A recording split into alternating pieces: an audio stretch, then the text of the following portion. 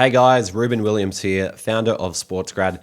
Back in the day, I landed a job at Cricket Australia on the Monday after my final university exam. And then 3 years later, when COVID hit and my job was made redundant, rather than looking for work for months on end, I was headhunted into a role that doubled my salary. I'm not telling you this to brag, I'm telling you because there is a method to it. And once you see it, you cannot unsee it. For example, Lucas Viana, one of our members, called the SportsGrad method a cheat code, and another member, Sasha Brame, she called it magic. And honestly, I'll take that. Now, most people spend years trying to break into sport and never figure out why it is not working. And so the reason that this podcast exists is to change that. Every week, I'm going to share some real moments from real coaching calls that are unfiltered, unscripted, so you get a taste for the kind of work that has helped people land over 800 roles in sport and counting. If you're ready to stop guessing and start moving in the right direction and go after the career that you've always wanted, apply for the SportsGrad Method program at sportsgrad.com.au. Now, let's get into it. All good. Jake, go for it, mate. Okay, so I was able to complete like 6 different star examples on my back end. So I just wanted to go over that and see what you thought. Love it. Let's do it. I might need to give you sharing permission. There we go. Go for it. Could I ask a quick question just in regards to that first, if we're Yeah. going to go over a start? Go for it. Go for it. Um, just in terms of that plus you just added onto your like the link you just added onto your LinkedIn account, would it be worth considering I do content and stuff, putting in like videos that I've made on YouTube and things like that there? 100%. Yeah. Yeah. So you'll see, like, I've got links to specific YouTube videos or podcasts as well that just go straight to Spotify or YouTube. So absolutely. Okay, cool. Thank you very much. Yeah. So yeah, you can use a post that you've put out in the past, or you can do an external link too. So for example, Eleanor, your Substack would be a great thing to pin, yeah, if you haven't already got there. Yeah. All right, Jake, let's have a look. Which answer do you want to dive into? There's plenty. This is the one I just did recently, so we could start with that. The one have my arrow over. I mean, they're all really good. You got FC Dallas, Kansas City Chiefs, FIBA Eurobasket. Um, let's uh, let's go to FC Dallas. Okay. So this top example, I'll just explain it brief, is just so the club basically completed a new signing as the day was ending, and I kind of got dismissed. But as I was about to leave, the manager came in to the office and said, "Hey, signing's done. Get to work." And I asked my colleagues, "Hey, is there any way I could like watch you guys do this? Like this doesn't happen often. I want to learn, just be involved." And that's where this example came from. Gotcha. Okay. So what I'll do is I'll read it out, and I'll probably ask you questions along the way to probe and prompt to see what more we can get into this. With the Cool. goal of like seeing how we can inject more indicators of potential. So where you can flag more initiative or more leadership or more emotional intelligence, and see if we can stack this up. Hmm. All right. As I was ending a typical workday at FC Dallas, there was some chatter within the office about a potential new signing. As I was getting ready to leave for the day, the manager came into the office and said, "It's done." Okay, cool. First question is like, what's your role? So I was worked within soccer operations, Yep, cool, cool. Did you have a title? soccer operations and team administrative intern. Okay, perfect, perfect. So I'd start with that. So with all these sort of things, you want to assume everywhere you go, particularly when you're writing out for the first time, that no one knows what you're talking about or where you are. Better to Hmm. you know over explain than potentially lose people. Hmm. So I'd add that in there as well. I was ending my typical workday as So I'd probably start with it. ex So intern. in writing, you've got a thing called the active voice and the passive voice. And the active voice basically means you're more upfront about the context you provide. So you'd say, in my role as intern at FC Dallas, working in soccer operations, or whatever you want to say. Basically, what I'm saying is, front load the context rather than at the back. So in my role as soccer Mm, operations intern at FC Dallas, I was ending a typical workday. There was some chatter within the office about a potential new signing. As I was getting ready to leave for the day, the manager came into the office and said, "It's done." nice. Love it. So I suspect the next part we might just need to shuffle around what you've Hmm. put in the action and put it into the task because, at this point I'm hanging on with on the edge of my seat to find out what you have to do in this situation. But let's go into it. So you said I still could have easily left and called it a day. However, as my colleagues got to work on making the necessary arrangements to bring the player and his family over to Dallas as soon as possible, I asked to stay present and be of help rather than a help. Yeah. They said they said yes, as I was able to listen in to phone calls that were being made to airlines as well as the player and his family. I was also able to complete several other miscellaneous tasks to make things easier for my colleagues. Some of these things included setting up his locker in the facility, creating goodie bags for the two children, as well as other things. Okay, cool, cool. So we want to make it clear here that, you didn't really have a task, but you created one for yourself. Hmm. Hmm. Yes. So one of the things we want to add to the front section of this is basically what is at stake or what is the problem here to be solved. Um, so where you go into, also, by the way, I would probably remove a line like, I still could have easily left and called it a day. However, the reason I'd remove that is because smart people will recognize the fact Assume that, that. yeah, exactly. Yeah, you don't really need to spell it out for them. Otherwise, it can come off in the wrong way. Um, as my colleagues got to work on making the necessary arrangement, yada, yada, yada, yada. Okay, cool. Um, so I would probably front load a lot of what you've got there into the first section to explain the task more, to say that at the end of a work day, my colleague's day was really just beginning because all of a sudden we had to make this new player signing and get all the arrangements in place as soon as possible. Hmm. Given that I knew that, there were only, for example, how many staff members were there to help out? So we had like a soccer operations office kind of. So it was What's the me, number? about five or six. Cool. I think it was more three. It was mainly three people that were involved in like getting the logistics done, and there was Mhm. me just trying to help out. So I'd say four, including myself. Okay, cool. So, um, at the end of a typical workday, three people have been tasked with putting the necessary arrangements in place to prepare for a new signing. How long do you think it would have taken them to do everything necessary on their own? I think it would. I don't think I really expedited the process, to be honest. I think I just helped them out and was there for them. Hmm.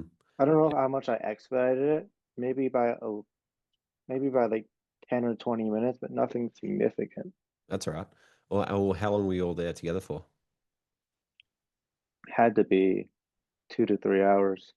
Okay, no worries. So you could say like, given that, my colleagues had just had an extra 3 hours of work dumped on their desk, I thought I would help them out. Just say I offered to stay back with them and help them um, onboard this new signing so that they didn't have to um, take on so much of a load at the last minute.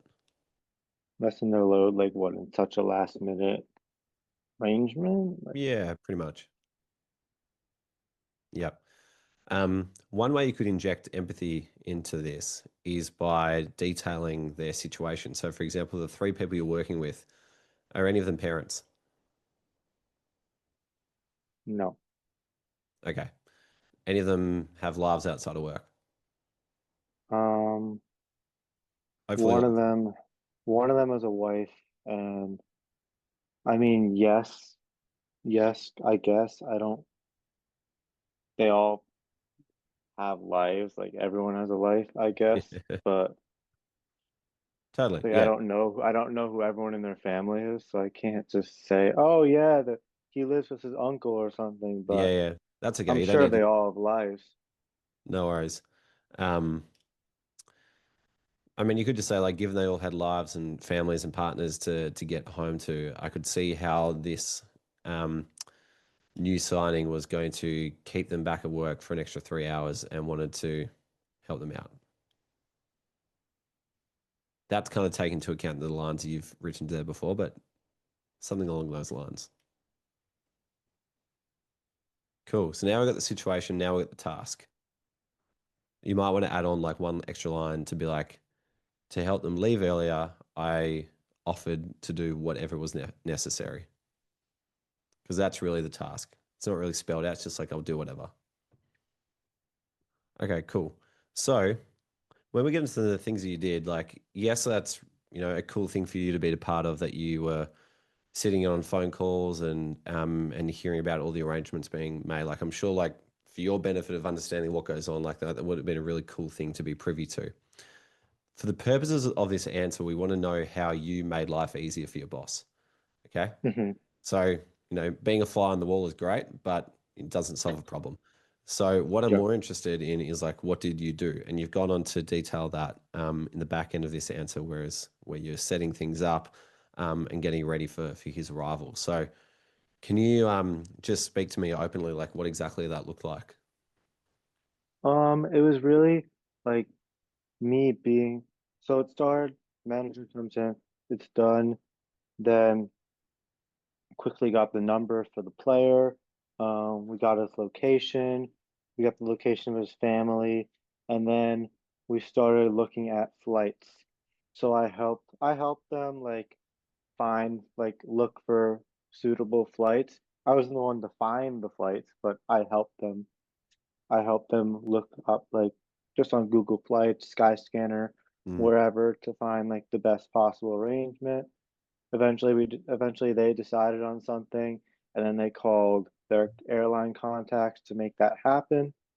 Um, and then afterwards, it was kind of the hardest part of that for them was communicating all the details to the family because they didn't speak much English, so it took a lot of extra communication. hmm Um, then after that was all sorted out and their details were sorted, we got to getting a hotel booked for him because they obviously don't have a place to live yet or stay.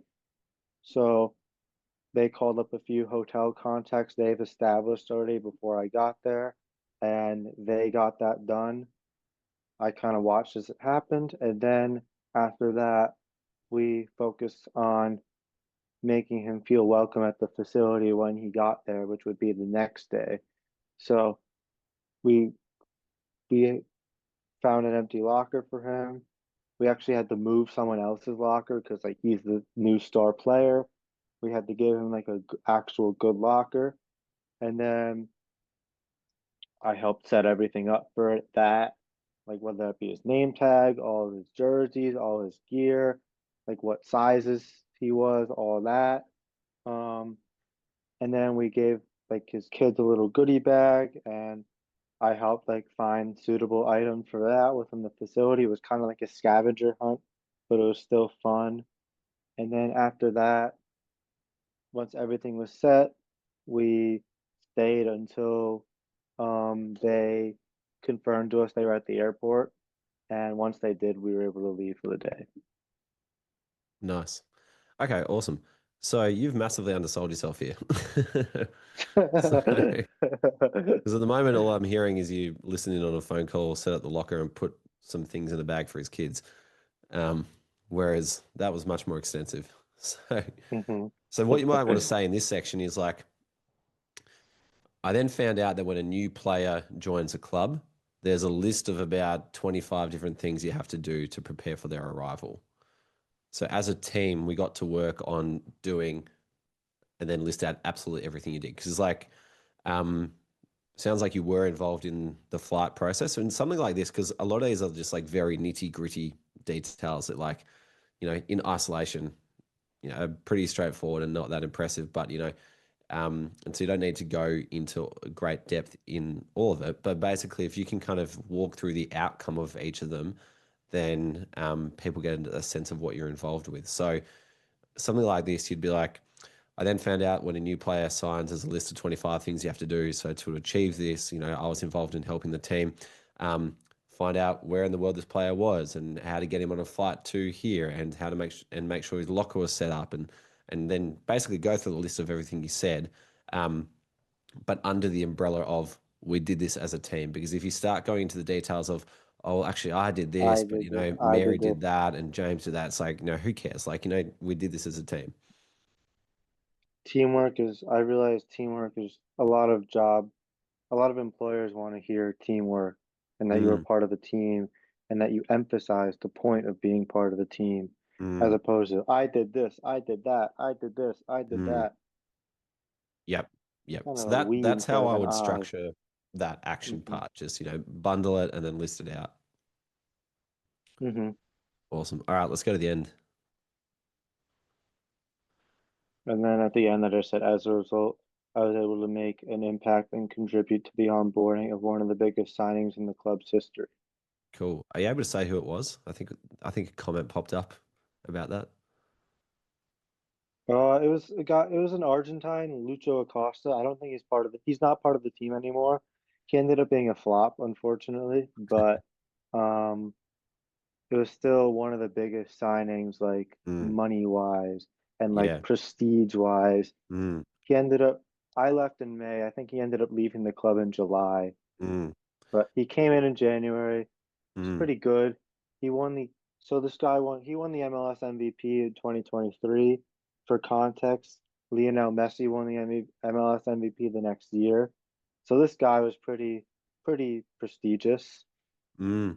And he was on the last year of his contract, so they Dallas thought they got him at the time for like a cut price deal. It was like 5 million or something. And then he ended up leaving, I think he went to Boca Juniors or something. Mm-hmm. Or he either went to Argentina or Brazil, but he's Argentine, so I assume he went. I'll look it up. Mm. So what you've Yeah, he done went to there, Brazil. okay, nice. So what you want to do is unbundle the word biggest Hmm. in the way that you just explained to me then. So again, you want to assume that no one knows who it is,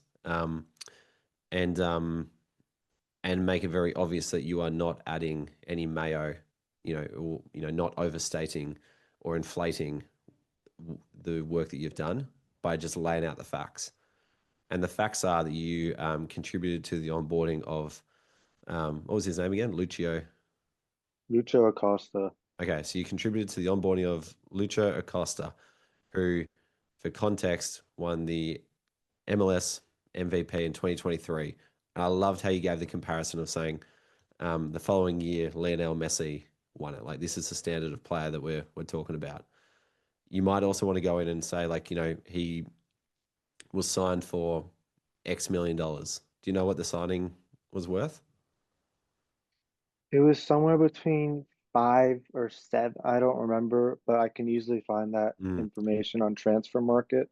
yep, yep. So this is where you might want to say, like, let's Yeah. say he was signed for $7 million. The previous biggest Mhm. signing for the club was $4 million. No, it wasn't the biggest signing in the club's history money wise, Mm, but it was like at the time it was like, wow, FC Dallas was able to get him out of all the teams. It was mm. that type of signing. It was kind of more of a statement signing. Yeah, okay. All right. Well, you might want to contribute some language to that. Like, this is, the best player the club's ever been able to attract. Hmm. Mm. Um, but when you lay out the facts, it sounds much more impressive and comes across with a lot more sort of calm confidence than when you try and pump up your own work with saying, "Oh, it was the biggest signing ever," or like, "We had to work really hard, or we had to stay back really late." If you just say, "Here's Hmm. 20 things I did, and it took me until 10 p.m. for Luca Acosta, who won the league MVP," that says more than the former of how I explained it. Uh-huh.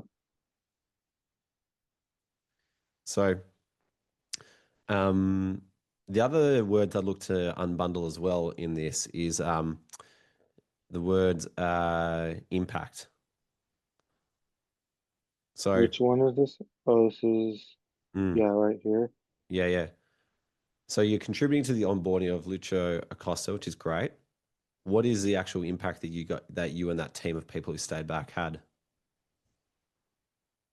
Um, the impact was making sure he got to the area promptly and that his family was well, we made sure his family was well taken care of as soon as he got Mm, there.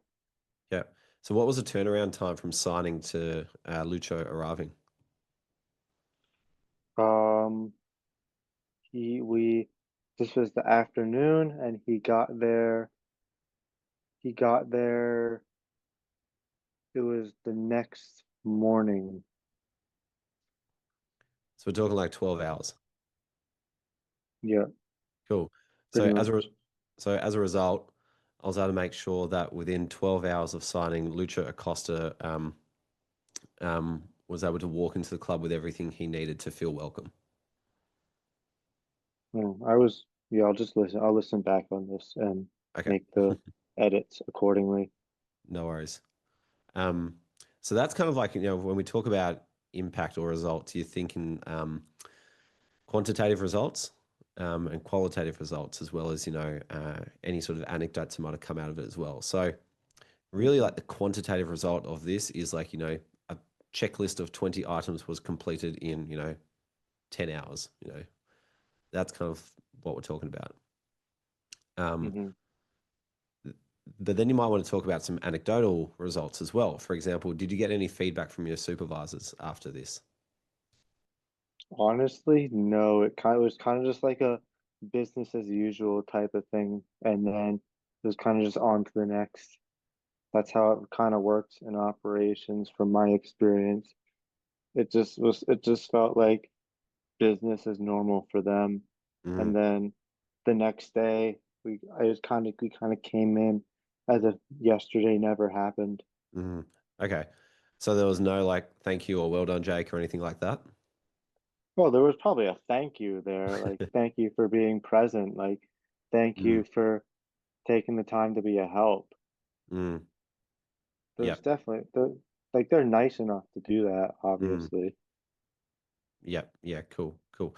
Well, I mean, like the fact that this is so, it sounds like they were, it just sounded like another day working in sport for these people. Um, whereas perhaps another industry might have been like, "Oh, Jake, thanks so much. Like, really appreciate your help. This is really out of the ordinary." Whereas in sport, that's the norm. And so that's Yeah, why, and like, what's that? yeah, in sport, it's just kind of the nature of the beast, especially in operations. Like those are the Absolutely, days that are going to happen. absolutely. Which I think, like, which is why if you try and inflate some of the, not even inflate, if you try and emphasize the fact that, oh, I'm going above and beyond here, I'm working really hard here, it's going to fall on deaf ears, particularly in operations in sport. Mhm. They'll be like, "Oh, you stayed till 9 p.m. That's cute." Like that's kind of, the reaction Yeah, you'll get. yep. Mm. So if you just like, So instead of like saying that type of thing, oh, I stayed till 9 p.m., mm, how like in the eyes of an operations employer, how would I make that sound impressive instead of, oh yeah, I took the initiative and I stayed until 10 p.m. when I didn't have to, when that's actually what they do on a very often basis. mm, I think I would leave it at that. I mean, the fact that you offered, um, and I'd like also reframe it as well. Like rather than the result of this being like, "Hey, look at me, I stayed an extra 3 hours after work to help out." I'd reframe it as like, and as a result, I got a really cool experience to understand what it takes to onboard one of the biggest players in world football. Hmm.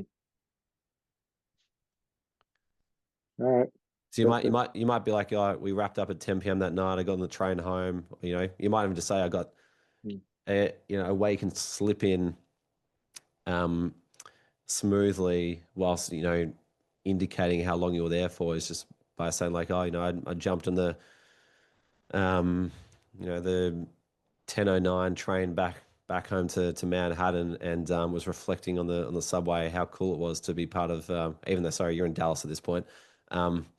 If, Same story applies. I get it. yeah. For in this example though, yeah, I was able to hop on the Uber at 10 o'clock and head home, and I was just kind of reminiscing about how cool of an experience that was. Yeah, exactly. Yeah. Because I think like again, like you will also, if you paint it in that frame, show that you are cut out for sport. Because not everybody is. Some people think Hmm. it's the biggest thing in the world that they've stayed back till 10 o'clock. Okay. And they won't get the job. Whereas you, if you're Hmm. like relishing the opportunity to welcome a Lucho Acosta, that's the kind of people that people in sports operations want to work with. All right, guys, that is all for today. I hope you enjoyed that and got something out of it. If you want to learn directly from me and other SportsGrad coaches who are working directly in the industry, then jump into the SportsGrad Method program. Once you're inside, you'll also get access to the entire SportsGrad Method curriculum that comes with a 90-day roadmap, so you know exactly what to do next. There is a step-by-step system to this. You do not have to think of what to do. We have thought of it all for you. Plus, you can tap into the SportsGrad network and get introductions to the people that might be hard to meet for you at the moment. Plus, you'll be surrounded by the wonderful SportsGrad community who are all helping each other get closer to their goals as well. So the results speak for themselves. Have a look at the website if you want to check it all out, but we'd love to see you inside and receive your application. See ya.